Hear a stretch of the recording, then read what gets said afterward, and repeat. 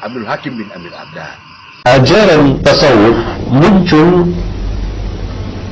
karena dua kelompok, dua golongan. Golongan yang pertama, munculnya ajaran tasawuf dalam sufinya oleh kelompok zindiq, orang-orang munafikun, pada akhir abad kedua Hijriyah di Baghdad.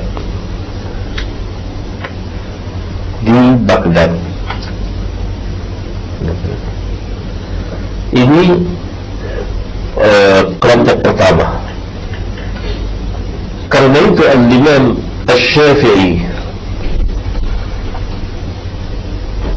pada tahun 197-an, saya kurang ingat tujuannya, akan meninggalkan kota Baghdad, hijrah ke Mesir. Beliau mengatakan bahwa saya tinggalkan kota Baghdad ini, dan di Baghdad ini ada orang-orang yang berzikir sambil bernyanyi dengan berzikir. Jadi zikir dibuat nyanyian, seperti zaman kita sekarang ini. Tapi zaman kita sekarang ini bukan orang zindik, saudara kita, kaum muslimin. Hanya mereka tidak tahu bahwa itu caranya salah. Dulu yang pertama kali membuat ajaran zikir dinyanyikan, selawat dinyanyikan, tahlil takbir dinyanyikan, itu orang zindik. Itu langsung dikatakan oleh Syafi'i dan termaktub di kitab-kitab para ulama. Ini cikal bakal awal munculnya kelompok pertama dalam sufi. Setelah Syafi'i pindah ke Mesir, murid-muridnya dan kawan-kawannya memeriksa apa sebenarnya yang dimaksud oleh Syafi'i. Ternyata ada satu kelompok di Baghdad berkumpul, mereka bernyanyi-nyanyi sambil berzikir. Itu dikatakan oleh Syafi'i zindiq. Zindiq itu orang munafik yang pura-pura masuk Islam untuk merusak Islam dari dalam. Zindiq. Subhanallah.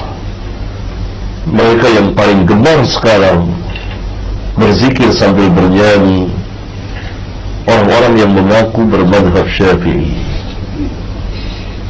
Sayang mereka tidak tahu perkataan Syafi'i itu. Itu kelompok pertama. Kelompok kedua, munculnya ajaran tasawuf dengan sufinya karena bersikap guru melampaui batas.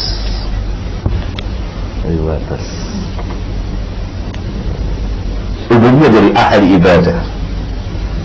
Dan ini kan pernah juga terjadi pada zaman Nabi Sallallahu Alaihi Wasallam ketika 3 orang datang ke rumah Nabi. Masih ingat hadis di Bukhari Muslim kan, ma'ruf hadisnya indakum,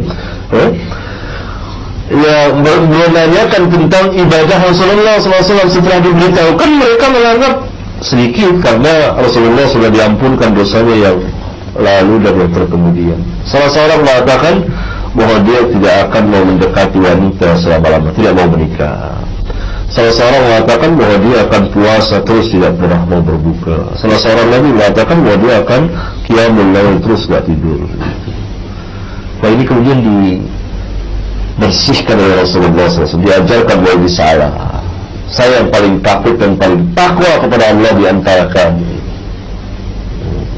Tapi saya menikahi beberapa wanita, saya saum, kemudian saya berbuka, kemudian saya juga salat dan tidur. Nah, ini melampaui batas. Muncul kelompok kedua, itu melampaui batas dalam beribadah kepada Allah. Mereka harus mempunyai cara dalam beribadah kepada Allah di luar cara sunnah. Ini kan kesesatan. Siapa yang membuat satu cara atau mengambil satu cara dalam beribadah di luar dari sunnah Rasulullah SAW, maka itu merupakan kesesatan. Nah, itulah yang mereka katakan tariq, jalan. Tarekat, orang kita panggil sini tarekat. Cara tersendiri yang mereka buat untuk beribadah kepada Allah, ini al-ghulu melampaui batas.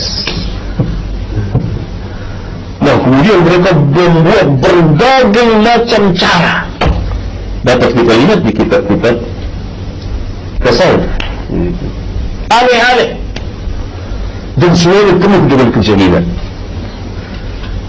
Bacalah apa yang dikatakan oleh Imam Ibnu Jauzi di kitabnya Talbis Iblis, luar biasa. Bagaimana orang-orang sufi itu. Dan situlah berkembang ajaran tasawuf.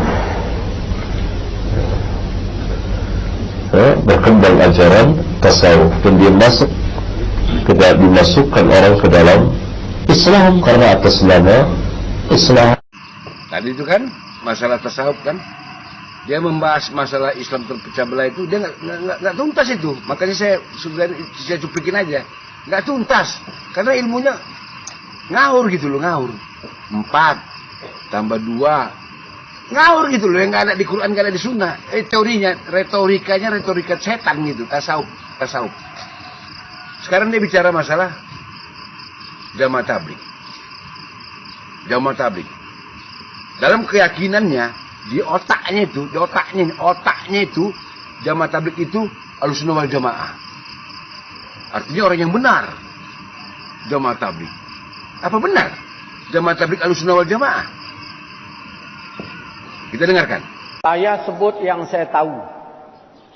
Tidak saya sebut yang saya tak tahu. Ya. Saya baca fadail dan masail yang jamaah tabligh punya. Di situ ada hadis sahih, di situ ada hadis dhaif. Mudah, sama di kitab-kitab pun, ya kan, Duratun Nasihin, ya kan, ada juga. Nah, ada yang sahih, ada yang dhaif, bahkan ada yang maudhu'. Nah, kalau dia di India, mazhab mereka itu mazhab Hanafi kalau tak salah saya. Jadi mereka itu bermazhab. Cuman bukan mazhab kita. Maka yang alumni di sana, saya tengok Ustaz Ja'far itu di Medan, ya, mereka bikin pesantren dua di sana, kitabnya sama, kitabnya Anatul Talibin sama seperti kita, caranya juga, kunutnya pun sama. Waktu datang ulama India itu dulu di Masjid Mukarramah Tanjung Gusta dan datang di Masjid Al-Falah Sekambing, saya sempat ceritalah tak banyak. Begitu masuk Isya, saya bilang silakan jadi imam, kami mazhabnya lain.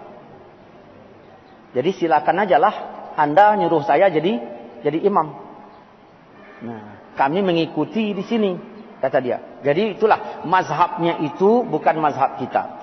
Dalam Ahlussunnah wal Jamaah, Hanafi Ahlussunnah wal Jamaah, Maliki Ahlussunnah wal Jamaah, Syafi'i dan Ahmad bin Hambal. Sebenarnya Ahmad bin Hambal itu kalau level mazhabnya nggak kena kali, dari bawah itu sedikit. Cuman ya udah jadi mazhabnya Ahmad bin Hambal juga kan begitu. Nah, jadi begitulah. Nah, ada kadang-kadang orang awam sampai dia ke India, lama dia di India sana, begitu sampai ke sana dibawanya kemari ini dengan gaya itu. Maka kontra dengan masyarakat.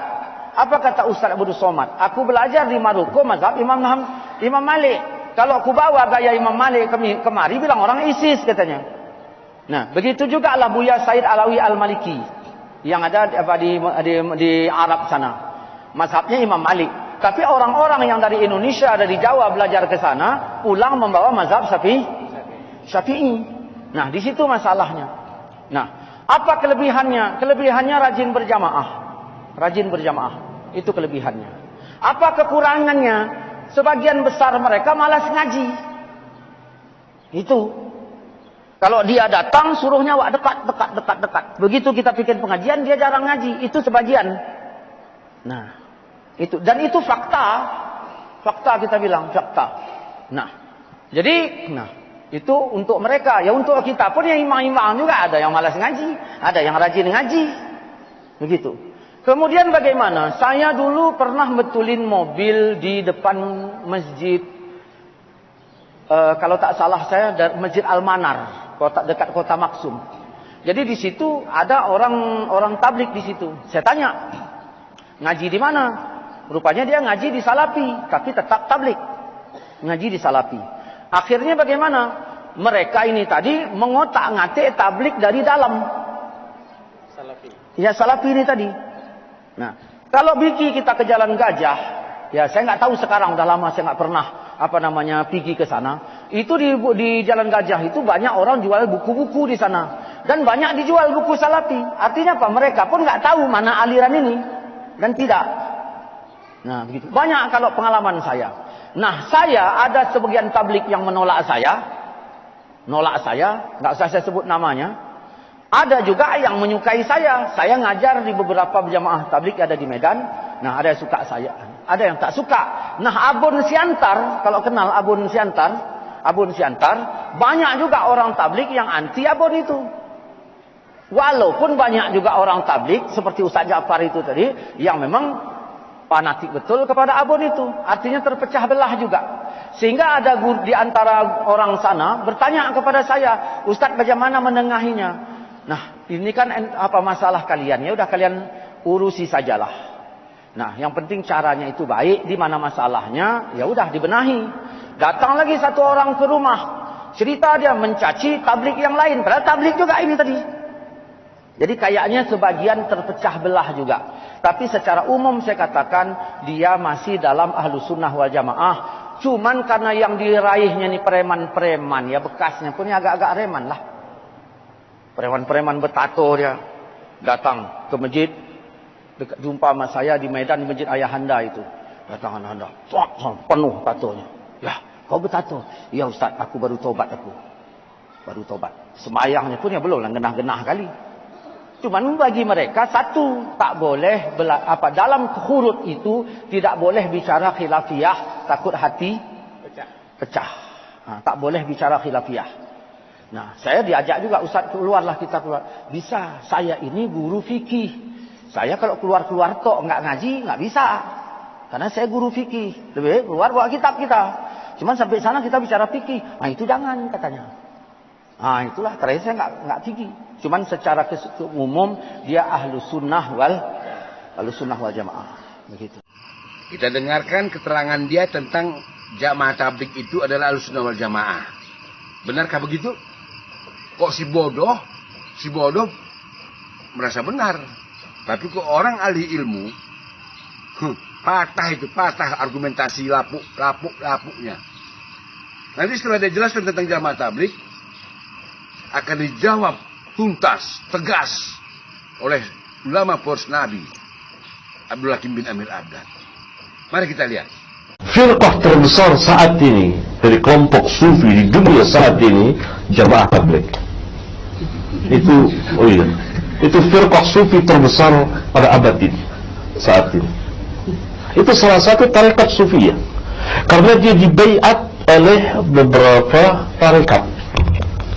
Tidak semua pengikutnya dibaiat, hanya tokoh-tokohnya saja. Karena Muhammad Ilyas pendiri jamaah tabligh itu seorang sufi 100%. Penganut sufi. Karena itu salah satu ajaran sufi itu kan menghasilkan ilmu dari mimpi-mimpi. Tafsir Qur'annya kuntum khairu ummatin ukhrijat lin-nas didapat dari mimpi. Huruf keluar. Padahal ayat itu menjelaskan tentang manhaj para sahabat. Karena di situ kuntum khairu ummatin, umat di situ adalah yang pertama para sahabat, kemudian orang-orang yang mengikuti para sahabat radhiyallahu alaihim jami'an. Karena ayat kuntum khairu ummatin ukhrijat lin-nas sama dengan hadis Rasulullah SAW, khairun nas qarni, khairukum qarni, khairu ummati qarni. Jadi yang mendapat bagian besar dari ayat itu para sahabat, yang lain masuk ke dalam ayat itu mengikuti para sahabat. Ya? Nah, ini ditafsirkan oleh Muhammad Ilyas sebagai pendiri jamaah tabligh seorang sufi bahwa kewajiban khurud. Dan dia mengatakan dalam mimpinya bahwa saya diperintah seperti diperintahnya para nabi dan rasul. Secara tidak langsung dia mengaku mendapat wahyu.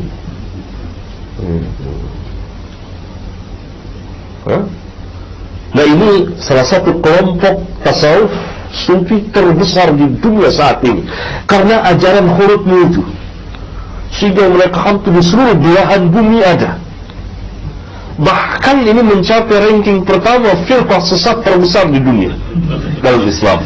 Tadinya Ikhwanul Muslimin menempati ranking pertama, kemudian sekarang berganti Jamaatul Tabligh.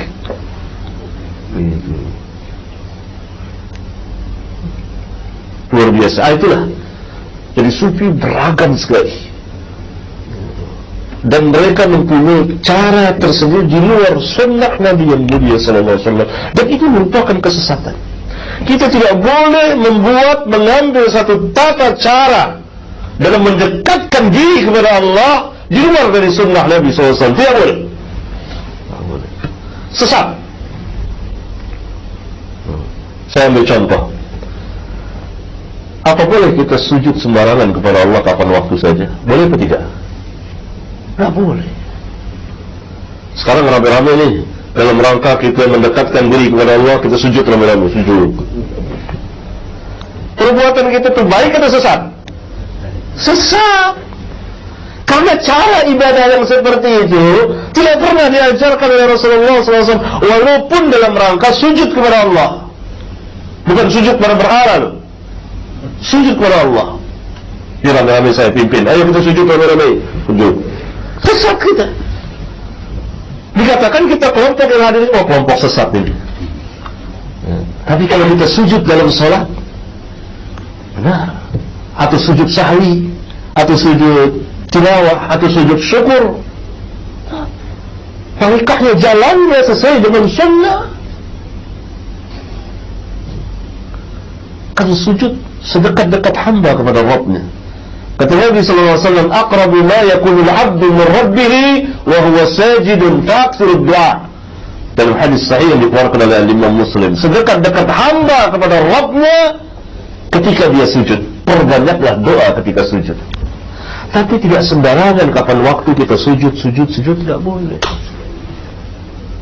Itu tata cara ibadah yang kita buat sendiri dalam rangka untuk mendekatkan diri kepada Allah. Maka dikatakan kita sesat. Tidak boleh kita membuat atau mengambil cara yang di luar cara yang telah ditentukan Rasulullah Sallallahu Alaihi Wasallam. Itu kaum sufi membuat cara tersendiri, dan memang hampir seluruh ahli bid'ah dan sesat membuat cara tersendiri. Tetapi kaum sufi ini mempunyai tarekat kan yang banyak, ratusan. Di Indonesia saja ratusan. Nggak tahu di Malaysia berapa Ustaz?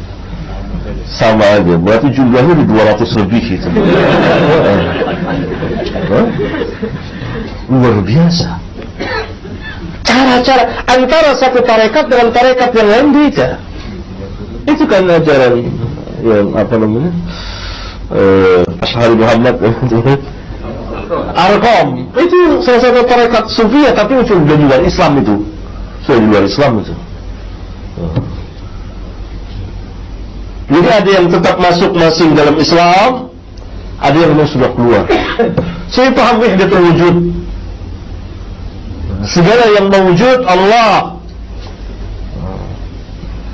Atau paham hulul, kesatuan dengan Allah. Ini lebih kufur dari Yahudi dan Nasara.